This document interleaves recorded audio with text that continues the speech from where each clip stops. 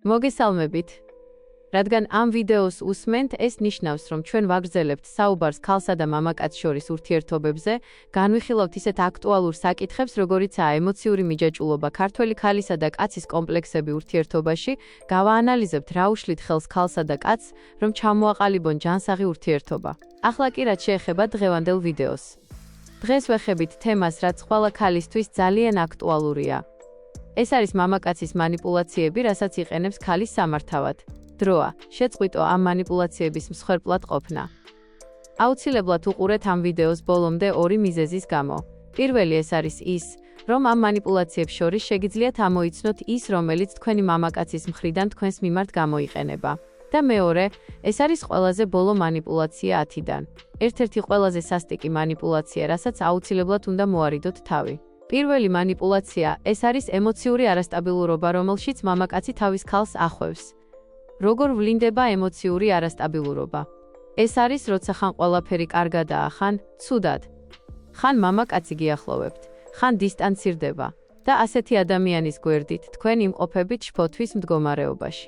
გონებით შეიძლება იფიქროთ, ივარაუდოთ ყველაფერი, რაც გინდათ, მაგრამ როგორც კი შეხვედით ურთიერთობაში манипуляტორთან, რომელიც იყენებს ემოციურ არასტაბილურობას, ყველაზე მთავარი მომენტი, რასაც ყურადღება უნდა მიაქციოთ, ეს არის, რა თქმა უნდა, შინაგანი შფოთვა, სტრესი, მოუსვენრობა.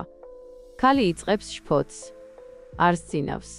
ეს შეიძლება ფიზიკურ დონეზეც კი გამოვლინდეს სხვადასხვა დაავადებების სახით, რადგან იმუნიტეტი იწყებს დასუსტებას და შესაბამისად ქალი უფრო ხშირად ავადმყოფობს და მოწყვლადი ხდება სხვადასხვა სენის მიმართ.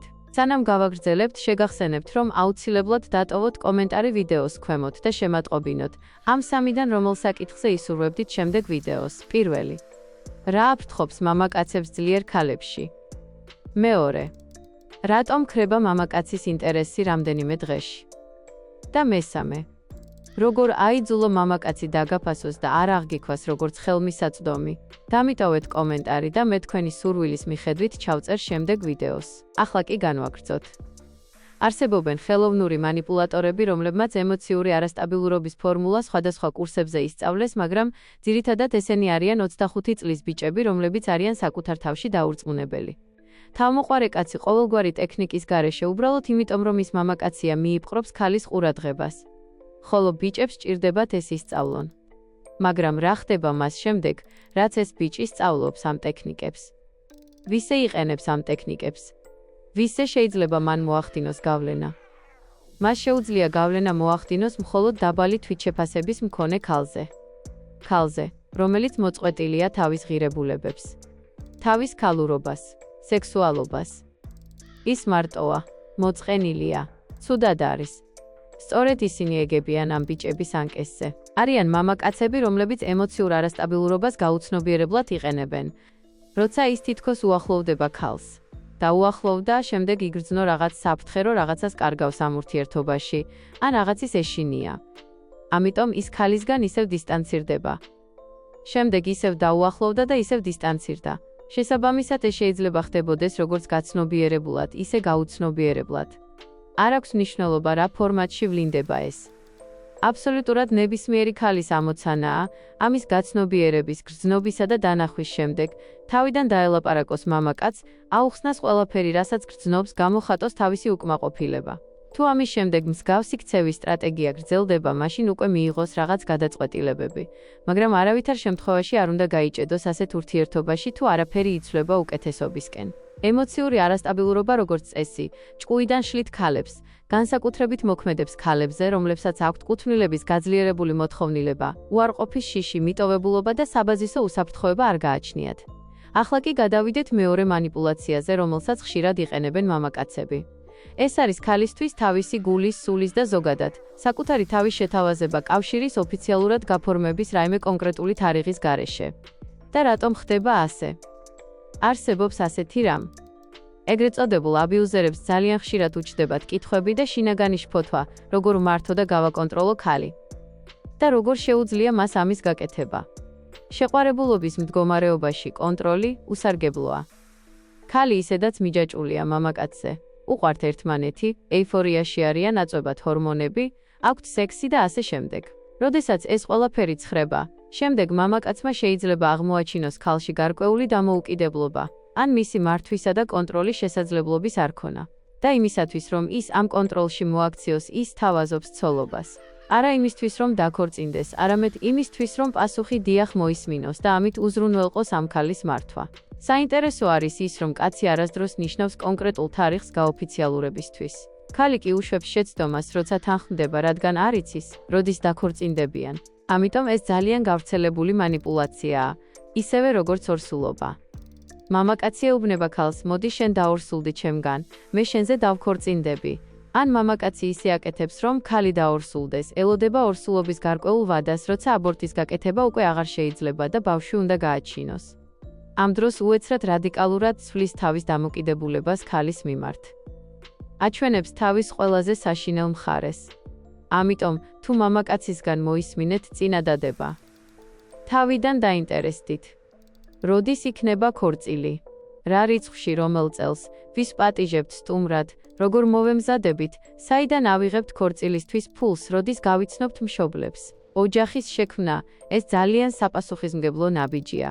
ამიტომ თუ შემოგთავაზეს ცოლობა, მაგრამ თქვენ ისევ არ იცნობთ თქვენი ქმრის მშობლებს, მის ოჯახს, ახლო მეგობრებს, უნდა გესმოდეთ, რომ ეს სუფთა წყლის манипуляციაა. თუ მამაკაცი გეუბნებათ, დრო გვიჩვენებს. გავერკვევით. რამდენიმე წელიწადში აუცილებლად დავქორწინდებით, ამ წინადადებების გაჟღერებას ისეთივე მნიშვნელობა აქვს, როგორც რაიმე ყოფითი თემის გაჟღერებას. თქვენ კი ამ დროს იწყებთ ლოდინს. ლოდინით კი ქალი ფსიქიკას იზიანებს. გადავიდეთ მესამე манипуляციაზე. მამაკაცის მესამე манипуляცია ეს არის, როდესაც მამაკაცი მიუთითებს წარსულში ურთიერთობების წარუმატებელ გამოცდილებაზე. ხოლო უფრო ზუსტად რო ვთქვათ იმ ტკივილზე, რომელიც მას წარსულმა ურთიერთობებმა მიაყენა. ამიტომ ის თითქოს არ არის მზად თქვენთან სერიოზული ურთიერთობისთვის. ხოლო არასერიოზულისთვის კი მზადაა. თითქოს მას სული კი განადგურებული აქვს, მაგრამ სასქესო ორგანო თავის ადგილზე აქვს მუშა მდგომარეობაში. და ბევრი გოგონა ეგება ამ ხრიგს და ფიქრობს, რომ თითქოს უნდა განუკურნონ სული. დაუმტკიცონ მამაკაცს, რომ ის განსაკუთრებულია. თქვენ უნდა გესმოდეთ, რომ თქვენს გვერდით ყველაზე ნამდვილი манипуляტორია. მამაკაცი, რომელმაც მართლა გადაიტანა რაღაც ტრაგედია, სულიერი ტკივილი და განცდები, ის საერთოდ არ შევა ქალთან კონტაქტში მანამ, სანამ არ გადაჭრის თავის ამ შინაგან კონფლიქტს. ჩვენ ახლა ვსაუბრობთ კონკრეტულ დეპრესიულ ან აპათიურ მდგომარეობებზე, რომლებშიც მამაკაცი აღმოჩნდება ხოლმე. ამ მდგომარეობაზე საუბარი მამაკაც არც კი შეუძლია. ხოლო როცა კაცი ამას ცნობიერად განიხილავს, მით უმეტეს ახალგაცნობილ ქალთან და ამბობს, რომ წარსულ ურთიერთობებში მატკინესო, ამას თითქმის არანაირი მნიშვნელობა არ აქვს. ეს არის უბრალოდ დაბალი ხარისხის манипуляცია. მეოთხე ტიპის манипуляცია ეს არის, როდესაც მამაკაცი მოუხმობს ქალის სინდის, გონებას და ავლენს ინფანტილურობას ისეთი ფრაზებით, როგორიცაა მე მინდა რომ გოგონას ვუყვარდე ისეთი როგორიც ვარ და არა საჩუქრებისთვის, არა რესტორნებისთვის, არა ფულისთვის, არამედ უბრალოდ იმიტომ რომ აი მე ასეთი ვარ. და როგორი ასეთი? აი ჩნდება კითხვა, დაუსვით საკუთარ თავს კითხვა. როგორია ის ასეთი, ეს მამაკაცი? რისთვის უნდა გიყვარდეს ის უბრალოდ? და გასაგებია, რომ ერთი შეხედვით ეს შეიძლება სადღაც ანგარებიანად მოგეჩვენოთ, მაგრამ ეს არასოდეს ყოფილა ანგარებიანი. ეს ისტორია ანგარებაზე მოიგონეს კაცებმა, რომლებსაც არ შეუძლიათ თავს უფლება მისცენ იყვნენ ქალის გვერდით. ისინი იგონებენ ანგარებას. და როგორ შეუძლია ქალს, მაგალითად, უყვარდეს კაცი, რომელსაც მუშაობა არ უნდა, რომელსაც არაფერი აბადია, თავისთვისაც კი ცხოვრებაში ფულის გამომუშავება არ შეუძლია. და ის ითხოვს, რომ ქალს ის უყვარდეს უბრალოდ და უპირობოდ. ძალიან ლამაზი თვალებისთვის ან იმისთვის, რომ მას აქვს ასო. და თუ თქვენ ასეთ მამაკაცს გადაეყრებით, არ არის საჭირო მასთან ახლო კავშირის გაბმა, რადგან ის ყოველთვის განგსჯით. თქვენ გაგიჩნდებათ აზრები, რომ მართლა, რა მჭირს? ის ხომ ასეთი კარგია. მერე კი ირკვევა, რომ თქვენ დაორსულდით. მერე ირკვევა, რომ ის ბავშვისთვის მზად არ არის. მერე ირკვევა, რომ აბორტის გაკეთება გიწევთ. მერე ის გტოვებთ. თქვენ რჩებით მარტო. სულ ესაა манипуляტორის ამ ტიპთან ურთიერთობა. ისინი მუდმივად გაჭერენ სინდისზე. მუდმივად გახსენებენ, რომ არ იყო ანგარებიანი. ეს კი სინდისის მართვა კი არ არის, არამედ თქვენი ნევროტულობის გამოყენება, ანუ ყოველთვის ყველასათვის კარგი ქალის როლში ყოფნის სურვილის მართვა. კაცს სრულიად არ აღელვებს ყოველთვის ყველასათვის კარგი ტიპი გამოჩნდეს. მაგრამ აღელვებს ქალს. ამიტომ ქალისთვის ძალიან მნიშვნელოვანია მამაკაცთან ურთიერთობაში განსაზღვროს თავისი ღირებულებები. თუმცა გასაგებია არ არის საჭირო ამ ღირებულებების დაწვრილმანება და კრიტერიუმებში ჩაფლობა. მეხუთე ტიპის манипуляცია ეს არის პირობები ურთიერთობაში, რომელთა წამოყენებასაც მამაკაცი იწყებს თქვენ მიმართ. აი თუ გიყვარ ვარ დაამტკიცე. ან თუ გინდა რომ მე შენ მიყვარდე, დამემტკიცე რომ მე შენ უნდა მიყვარდე.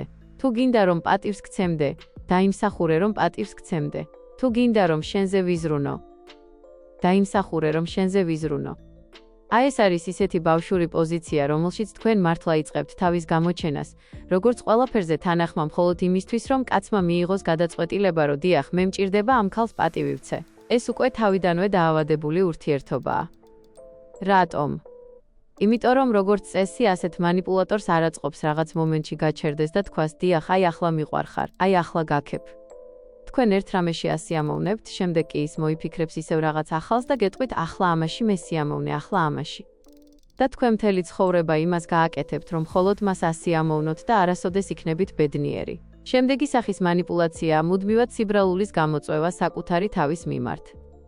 მას ხო ყველაფერი ცუდად აქვს. კანონები მის წინააღმდეგაა. ქვეყანა მის წინააღმდეგაა. კლიმატი მის წინააღმდეგაა. ღრუბლები მის წინააღმდეგაა. მეზობლის კატები მის წინააღმდეგაა. მაგნიტური ქარიშხლები მის წინააღმდეგაა. მას ყოველთვის აქვს მიზეზი, რომ გაამართლოს თავისი თავი, თავისი უპასუხისმგებლობა, თავისი უმოქმედობა, თავისი უუნარობა იყოს მოწიფული ადამიანი. და, რა თქმა უნდა, ის რა შვება. ის მუდმივად იპყრობს ყურადღებას სიბრალულის მეშვეობით. და ეს იდეალური მონაპოვარია ქალისთვის, რომელიც არის დედის პოზიციაში. რადგან ასეთ ქალს აკლია საზრისი ცხოვრებაში. და ვინ თუ არა ეს პერსონაჟი, რომელიც სულ მსხვერპლის მდგომარეობაშია, ვინ თუ არა ის, მისცემს ამ ქალს ცხოვრების საზრისს. კაცი ეტყვის, მხოლოდ შენ შეგიძლია დამეხმარო. მე შენი ისეთი მადლიერი ვარ, ასეთი ქალები მეტი აღარ არიან. და ვფიცავ როგორც კი ჩემს ცხოვრებაში ყველაფერი შეიცვლება, ხელში აყვანილს გატარებ, შენ ჩემთან ბრილიანტებში და ოქროებში იცხოვრებ. შემდეგ გადავიდეთ მეშვიდე манипуляციაზე. მეშვიდე სახის манипуляცია ეს არის ძალადობის ისეთი სახე, როგორიცაა ეგრეთ წოდებული გაზლაითინგი. რას წარმოადგენს ის? როდესაც მამაკაცი მუდმივად ადანაშაულებს ქალს იმაში, რომ მან რაღაც ისე ვერ გაიგო. ისე ვერ აღიქვამს, ისე ვერ ხვდება, არასწორ დასკვნებს აკეთებს. და რაღაც მომენტში ქალს მართლა ეწყება ეჭვების გაჩენა და ის იწყებს ეჭვის შეტანას თავის ადეკვატურობაში, თავის კეთილგონიერებაში, იმაში, რომ მასთან ყველაფერი რიგზეა. გაზლაითინგის ძირითადი ნაწილი, ძირითადი ამოცანა კი იმაში მდგომარეობს, რომ შთააგონოს მსხვერპლს, რომ ყველაფერს, რასაც შენ ამ სამყაროში ხედავ, აღიქვამ არა ისე, როგორც არის. ძალიან ხშირად მამაკაცი გაზლაითერები, რაღაცას რო დააშავებენ, შთააგონებენ ქალს, რომ მას ყველაფერი მოეჩვენა, ეს ასე არ არის. შენ თვითონ მოიგონე, შენ თვითონ პროვოკაციას მიმართავ, მე სხვა რამ ვიგულისხმე. და ასეთ კავშირში ყოფნა სახიფათოა. იცით რატომ? იმიტომ რომ ადრე თუ გვიან ასეთი ქალი მიდის ინტელექტუალურ კრახამდე და მას ეწყება პრობლემები თვითშეფასებასთან. ასეთ ქალს ეზრდება დეპრესიის ჩამოყალიბების რისკი. და ეს საერთოდ სახიფათოა ფსიქიკისთვის. როგორ გავიგოთ, რომ თქვენს გვერდით ასეთი манипуляტორია? ყურადღება მიაქციეთ თქვენს გარემოცვას. იურთიერთეთ ადამიანებთან და ნახეთ თქვენი გარემოცვიდან ვინ გთვლით პროვოკატორად, დამნაშავეთ, არასწორად ზუსტად ისევე როგორც თქვენი მამაკაცი. და თქვენ დაინახავთ და აღმოაჩენთ გასაოცარ რამეს. არც დედა, არც მამა, არც თქვენი მეგობრები, დაქალები, კოლეგები სამსახურში, ნაცნობები, არასოდეს მოგახვევენ თავს აზრს იმის შესახებ, რომ თქვენ რაღაცას ისე ვერ ხვდებით. თუ კი ისინიც არ არიან გაზლაითერები, თუმცა შეიძლება ხდებოდეს, რომ ოჯახშიც გყავდეთ გაზლაითერი, ან დაქალი გყავდეთ გაზლაითერი, მაგრამ მათთან ისეთი ხშირი ურთიერთობა არ არის, როგორც მამაკაცთან. და დაქალს ისეთი დამოკიდებულება არ აქვთ თქვენ მიმართ, როგორც აქვს მამაკაცს. რა თქმა უნდა, ბევრი ქალი გაზლაითერიც არსებობს. ისინი კაცებს ჭკუიდან შლიან. ჩვენ კი ნელ-ნელა ვუახლოვდებით манипуляციის ყველაზე საინტერესო სახეს. ყველაზე სტრესულს და ყველაზე ცუდ სახეს. მანამდე კი მერვე ტიპის манипуляცია განვიხილოთ. ის თაგაგონებთ, რომ თქვენთან რაღაც რიგზე ვერ არის და სხვა არავის გარდა ამვითომ კეთილშობილი კაცისა არ სჭირდებით არავის.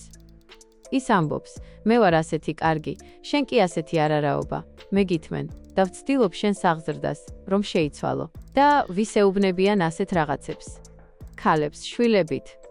ქალებს, რომლებიც უკვე იყვნენ დაქორწინებული. ან ქალებს, რომლებსაც აქვთ ფინანსური სირთულეები. ქალებს, რომლებსაც არ შეუძლიათ საკუთარი თავის განვითარება. ანუ მამაკაცი ცდილობს ქალი ჩააგდოს, სტრესულ მდგომარეობაში შეაშინოს ის და დაარწმუნოს იმაში, რომ ის მართლაც არაჯანსაღია. რისთვის? რომ ის დაემორჩილოს მას. რომ ის შეეცადოს გამოსწორებას. რომ ის შეეცადოს მის მოთხოვნებთან შესაბამისობას. და როგორ შეუძლია ქალს, რომ კაცს განუცხადოს სრული მორჩილება?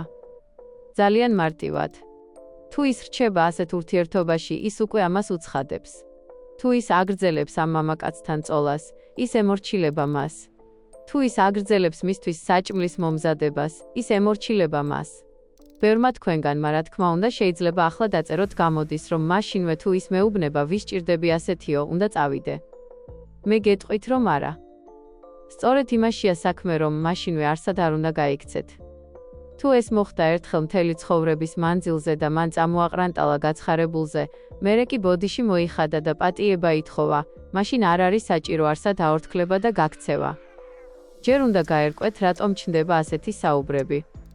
თუ ეს ხშირია, იქცა ნორმად. ყოფით საუბრებშიც კი ვლინდება ეს უკვე ძალადობის სახეა და არსებობს კიდევ ერთი მნიშვნელოვანი მომენტი. როდესაც მამაკაცი აკეთებს კომენტარს ან მინიშნებას ქალისთვის, ვის ჭირდები ასეთიო? აქ მნიშვნელოვანია იმის გაგება, რომ ქალი, რომელიც ამ ყველაფერს უსმენს და საკუთარ თავს უსვამს კითხვას, მართლაც ვინ ვარ მე? ეს არის ქალი, რომელსაც სერიოზული პრობლემები აქვს თვითშეფასებასთან. მას არ სჯერა საკუთარი თავის, ის არ არის დარწმუნებული საკუთარ თავში. ის ვერ გრძნობს თავის სექსუალობას, ქალურობას. მას აქვს უამრავი ბლოკი და შინაგანი კონფლიქტი. და რა უნდა გაკეთდეს ამ სიტუაციაში? საჭიროა, რა თქმა უნდა, პირველ რიგში საკუთარი თავის დიაგნოსტირება. გაგება, რა ხდება ჩემს საზღვრებთან, ვიმყოფები თუ არა მაგალითად მსხვერპლის როლში. ვინ მართავს ჩემს ცხოვრებას? ჩემი შიშები თუ მე? ახლა კი გადავიდეთ მეცხრეზე. მეცხრე ტიპის манипуляცია, ესენი არიან მამაკაცები, რომლებიც არასოდეს იხდიან ბოდიშს ქალის წინაშე, იმ შემთხვევაშიც კი თუ მათ დააშავეს, არამედ პირიქით თქვენში იწვევენ დანაშაულის გრძნობას.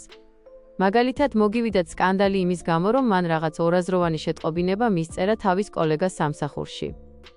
კონფლიქტი კი იმით დასრულდა, რომ მან თქვენ დაგადანაშაულათ იმაში, რომ თქვენ მასთან ურთიერთობამდე სხვა მამაკაცი ყავდათ, შესაბამისად კაცი ნაცვლად იმისა, რომ იყოს მოცემულ მომენტში გაბრუნებთ წარსულში. ამახვილებს ყურადღებას თქვენს რაღაც ნაკლოვანებებზე. რაღაც ქცევაზე და ცდილობს თქვენში დანაშაულის გრძნობის გამოწვევას. აი ასეთ манипуляტორებთან ძალიან რთულია ურთიერთობაში ყოფნა, რადგან ისინი როგორც წესი არ იცვლებიან. ვერ ხედავენ ამაში ვერანაირ აზრს. ბოლოს კი განვიხილოთ ყველაზე ცუდი სახის манипуляცია, რომელსაც შეუძლია უბრალოდ გაანადგუროს ნებისმიერი ქალი. ეს არის მამაკაცის ტყუილი. რატომ არის ის ასეთი საშინელი ქალისთვის? საქმე იმაშია, რომ პროფესიონალი მატყუარები იყენებენ ტყუილს როგორც მართვის, კონტროლისა და манипуляციის საშუალებას თავის მსხვერპლზე. და თქვენთან ურთიერთობაში მამაკაცი ხო ვერ კითხულობს თქვენს აზრებს, მას შეუძლია მხოლოდ ივარაუდოს, რას გრძნობთ, რაზე ფიქრობთ, რაზე ოცნებობთ, რისი გეშინიათ. ამიტომ ის იწყებს თქვენს ჩაძირვას თავის ცხოვრებისეულ სცენარში, შეცვლილ სივრცეში, რომელსაც ის თავად ქმნის. მაშინ მისთვის უფრო მარტივია თქვენი მართვა. აი მაგალითად, მამაკაცი, რომელიც მუდმივად უყვება ქალს იმის შესახებ, რომ უახლოეს მომავალში ისინი დაქორწინდებიან. მაგრამ ის არ გეგმავს დაქორწინებას. ეს არის ქალზე манипуლირების საუცხოო ხერხი. რატომ? იმიტომ რომ ამ ტყუილის მეშვეობით მას შეუძლია მისგან მიიღოს ყველაფერი, რაც კი მოუნდება. შესაბამისად, საჭიროა შეიქმნას რაღაც ისტორია. საჭიროა შეიქმნას რაღაც სცენარი, შეგითრიონ ამ სცენარში და იქიდან დაგაკვირდნენ როგორც რეჟისორი, როგორ ურთიერთქმედებთ მასში. გასაგებია, რომ მუდმივად ახალი სცენარების შექმნა რთულია, ამიტომ მამაკაცებს, რა თქმა უნდა, რომლებიც იმყოფებიან ასეთ მუდმივი ტყუილის მდგომარეობაში, მათ ეს უჭირთ. და თქვენი ამოცანაა, ყურადღება მიაქციოთ ასეთ მამაკაცს, თუ ის თქვენს გვერდით იმყოფება. რამდენად ხშირად ტყუის? რამდენად ხშირად იწყებს ამ ტყუილში გახლართვას? რამდენად ხშირად იწყებს ფაქტების არევას? ეს მეტყველებს იმაზე, რომ თქვენთან საზარელი манипуляტორია. ასეთი ადამიანისთვის სულ ერთია საერთოდ რას გრძნობს ქალი და ზოგადად ადამიანები. ის დაუნდობელია. ის ამას აკეთებს გონებით. ის ამას აკეთებს თავისი განზრახვების მისაღწევად. მას შეუძლია დააკვირდეს იმას, როგორ იტანჯებით და წვალობთ, მაგრამ ამავე დროს არაფერი ქნას რაღაცის შესაცვლელად. რადგან მას აქვს თავისი სცენარი. და ის ამ სცენარით ცხოვრობს. ეს არის ამ ვიდეოს დასასრული, თუ გაგიჩნდა კითხვები, შეგიძლია გამიზიარო ვიდეოს ქვემოთ კომენტარებში. ასევე არ დაგავიწყდეს გამოიწერო Instagram გვერდი. ამ ვიდეოს მოწონებით და არხის გამოწერით კი მე მაძლევ მოტივაციას ქალისა და მამაკაცის ურთიერთობებზე კიდევ სხვა მრავალი მნიშვნელოვანი საკითხი განვიხილო და გაგიზიარო ეფექტური მიდგომები და საჭირო ცოდნა. დროებით.